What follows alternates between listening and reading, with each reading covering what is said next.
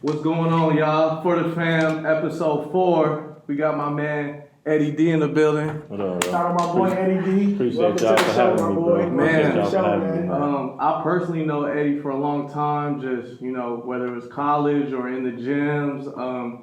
He's been doing great things out here in Chicago. If y'all haven't checked out Fire Mixtapes, make sure y'all go give that a check out. Fire Mixtapes for look, one of the hottest, video Appreciate editors it, and just for the mixtapes and all that stuff for the youth, Absolutely. adults, everything. So, Appreciate congrats, y'all, bro. man. Appreciate y'all, we man. definitely see your movement. Absolutely. Definitely. We don't get the chance to show each other love enough. So, That's all I'm about, congrats, baby. Appreciate it. I could keep it going. I mean, and besides Fire Mixtapes, you got the Denard brothers stuff Denard too. Bros, yeah. which Tell are- us a little bit about that. Tell us a little bit about Where you from? Oh, yeah, How you so- started? I'm from the west side of Chicago. I'm off of like Pulaski and North Avenue. It was tough growing up, man. It's like a Latino and black thing going on over there. So it was kind of tough growing up. But my brother Aubrey, who I do the Denard Bros with, put the ball in my hands, man. He gave me the foundation on becoming a basketball player, which obviously took me away from all those distractions. Mm-hmm. And now you fast forward to now, me and him, one of my close friends, Rich Gray, he's an agent. He represents a lot of guys like Milton Doyle from Chicago and all that guys. Okay. And I had a conversation with him one day. He was like, man, I see your brother doing all this training. I know you train. And you got all this video stuff going. Why would y'all not just collab and make something big go? As soon as he said that, I was like, man, that clicked in my head, and I called my brother that same day, and I said, bro, he was working with some other trainers, I didn't really think that was going to help him get to the next level. Then No I thought, disrespect. no disrespect, and it's all love where I'm at, it is what it is. I keep everything real, I don't, sugarcoat nothing. That's why I got the way I am now. So, and I told my brother, like, man, we need to work together, man. We need to do something. Our name is real strong in the basketball community due to the things that we already doing. Let's combine it and we become even more powerful, Together, you're more powerful than anybody Build a else. dynasty like that. You're not just looking at it from like the video aspect. Yeah, now we got the video, we got the training. Training. It's all one. And for me, I got Chicago Positive Impact Youth Program. Alex, That's the same For thing we podcast did. right now. Absolutely. We are one in that sense. So Alex working with For the Fan podcast, but we are one. We all need to come together and do Exactly. something. Too. Fire And mixtape. it's coming. It's coming. We ain't even gotta talk This about is it. a step It's right coming. here. This It's is a coming. step, So, y'all. So we got something But- big coming soon. We don't know what it is yet, but we gonna find a way to It's make gonna things happen. Definitely. Man, talk about growing up out west a little bit. We some Southside guys. We all the same. First of all, let's clear the air with that a little bit. I want to start the show off with that. Yo, It's all love. I'll let you both go sides, bro. first before I go. Just tell us a little bit So, about that. Man, like I said, growing up out west, it's a different type of basketball too from on the south side. Even though, like you say, we all the same. We all from Chicago. It's just a different type thing. I feel like the South Side actually has more skill and talent than the West Side. Due to y'all kind of have more support on the South Side than we do on the West Side. On the West Side, it's really, if you don't got nobody, you probably gonna go the wrong way. And we can name a lot of players from the West Side that didn't make it. But I if play you with look on those the guys as well. absolutely, Honestly, I've literally played with. and you plenty of outlets, you done man. seen some of the South Side guys, more South Side pros than West Side. You can only name probably The one. environment is totally different. Now, I think Absolutely. everybody from Chicago know, like out west versus outside, environment-wise, it's totally different. Absolutely. And it's a little bit. But the West Side is breaking through though. We got Alfonso McKinney in the league. Shout out to Al. We gave Al a shout out last week. We had Mike Hand on here. We had Mike Hand from out west as well. So Mike Hand too. He got we that tuning too. in. We showing love, man. Yeah, So, I got a couple questions for you. Obviously you've been doing your thing with Fire Mixtapes. You probably got thousands of videos out by now. Man, there's a lot of videos out there. I do about 12 a week. If you could give somebody or a top 3, who do you say your top 3 coldest mixtapes you ever made is? Man, that's tough. That's good. Or you don't gotta say top 3. I think I got it. You got a lot of footage. Hey, number one, I gotta probably put Rodney Pryor on Georgetown highlight tape number Really? one. Number one? Man, the stuff he was doing at Georgetown was ridiculous. He windmilling on people. He doing all that. Like, he was disgusting. That video. He's a great player. I've done a lot of great players. But then I gotta go Kendrick Nunn. Two. Oakland K tape. Nunn. Shout out my boy. K Nunn, Oakland tape. It was so hard to do because everything he did was good. I was trying to keep the tape under 10 minutes. That boy got real sharp when he went to Oakland. Man, the man was averaging 29 a game. So I mean, that's very impressive. Oh, you was watching all that footage. So I had to watch all that. I'm telling you, it take me usually about 24 hours to do a tape. You know, like everything. But his, it took me like 72 hours. I had to go through every game, every clip, everything. Everything was so good trying to keep it under 10 I definitely checked it out. I definitely gave you a like, bro. And then the last one I gotta give Alfonso McKinney when he played in Luxembourg.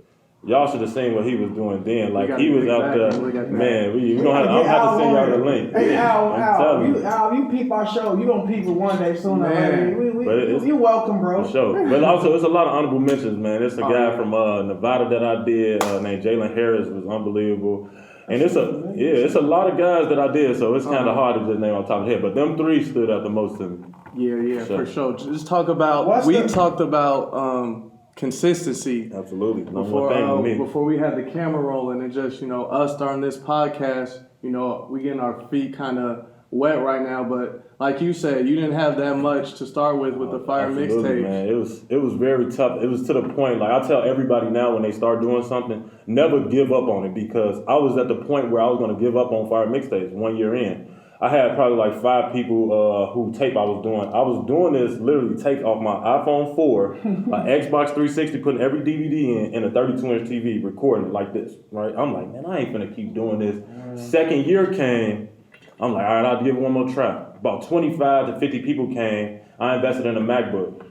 After that, third year came, 200 people. Now I'm over 1,000 different people who I've touched on this stuff. That process is damn near what make you for real. Like doing those stages where you, damn, bro, I can't even do this. Or like you find a ways like, bro, I got an iPhone phone. I'm plugging this into the Xbox. That's when you find out. You gotta go through the storm. Man, I'm telling you, nothing worth it is gonna be easy, and nothing worth it is gonna be free. Yeah, I mean, tell them about how we're getting it for Chicago Positive Impact. Man, bro, nobody's seen a vision for like positive impact, but that's totally fine. As long as you see it, bro. That's literally all that matters. As long as you and your support see it. Now, and it's like tenfold in terms of just like, people that see the vision a little bit, showing love, and that's the biggest thing for us.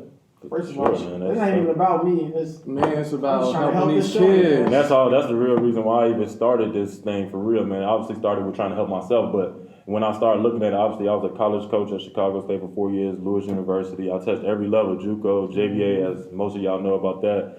And my whole mission in all of this was just trying to help the youth. I never had the person, that older guy that played basketball, experienced everything, did everything that I wanted to do there. Yeah, my brother played basketball, but he didn't experience the things that I wanted to do, like far as the NBA and stuff. I needed somebody there for me to be able to give me that information to help me go to the next level, right? Same thing with all of us. I want to be that person for this next generation coming up. I'm with you, bro. That's all we got to do. That's all we got to do, seriously. I tell my kids, like, yes, I'm teaching them basketball, bro. The life, bro. But I teach them way more life skills than basketball. First of all, basketball is a tool. You know what I'm saying? You want to use basketball to maximize the best you can out of your own life.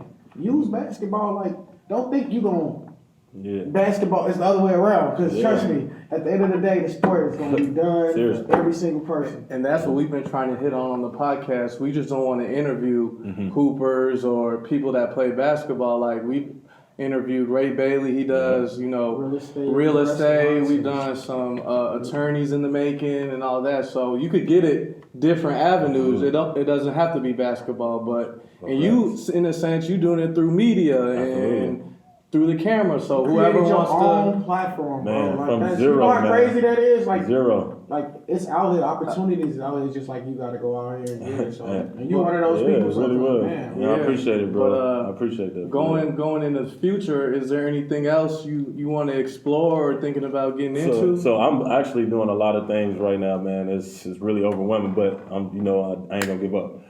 So I'm working on being an agent also at this time. I'm working with Limitless Agency right now. we doing a lot of things to try to get me certified, NBA certified and all that to try to help these guys even more. You know, I want to be more hands-on with these guys. So doing that, I also work with Eurobasket in an exclusive partnership. If y'all know Eurobasket, if anybody play pro basketball, they know what Eurobasket is. What you doing with that? So I also do a lot of video media and stuff with them. I pretty much do all video. They big in video stuff in Euro.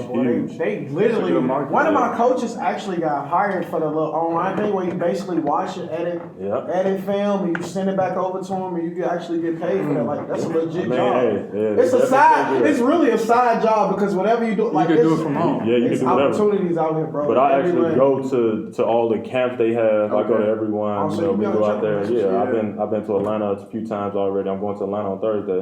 Been to Vegas. Indianapolis was this week, but I didn't go. But I'm pretty much at all the events and just helping guys and giving guys the knowledge too at the same time. So I got one. Rewind. Talk about your time coaching the JBA. Okay, yeah, we'll talk about that. I'm sure everybody. I took my little brother when you guys played. Yeah. I forgot who they played. They played the Houston Ballers. Yeah, how was that? Man, it was a great experience, man. Honestly, LeVar Ball is one of the realest guys that I've ever been around. What you see is what he really is. He's not putting on That's a show. That's a different business savvy that a lot of people wouldn't even be able to understand the way that aggression is straight business. Yeah, man. You just don't understand that. He just wants success so much that he's gonna say what's on his mind. You're gonna like it or not. You know. And that's why his kids are very talented. LaMelo Ball is really a great player. Great. I think he will be all-star very soon in the NBA. But that whole experience and just being able to be a head coach again, you know, just being able to experience all these high-level guys willing to invest, you know, like they gave up their opportunity to play college basketball. These kids was serious, literally serious about being pros. You know, obviously some of them was good enough to do it, and they are playing now. But that whole experience was just so, just a great opportunity for me to learn, a great opportunity for me to become a better leader. I made some mistakes that I learned from, you know, and it helped me become the man I am today, though, and helped me open my mind even more to be more understanding of what to do and how to handle things. And but that whole experience was great. I'm very cool with all the kids that I had any interaction with. He actually plays on my pro-am team at the Chicago United Pro-am on the weekends over there at CSO. That's what's up. Yeah. Man, you got anything else? I don't got nothing, man. Anything you want to tell the people, man? Hey, wait, I got one. You know, just for like the youth that's coming up, my youth question. I got my youth question for sure. Let's definitely hit that. What would you tell a youth coming up? Like, it don't have to be sports related, just like in general, like just something that you would tell them. Absolutely, man. I live by one thing, and that's literally just one thing I look at every day I wake up, and that's treat other people how you want to be treated.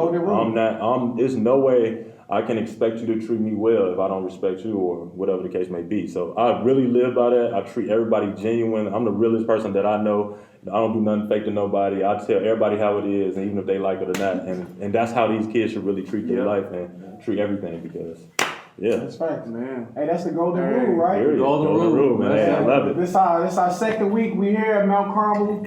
Finishing up for the Fam Podcast, episode 4. Appreciate y'all having me, man. Yeah, y'all doing something great here, man. Community, you can't wait to see more, bro. Love. Man.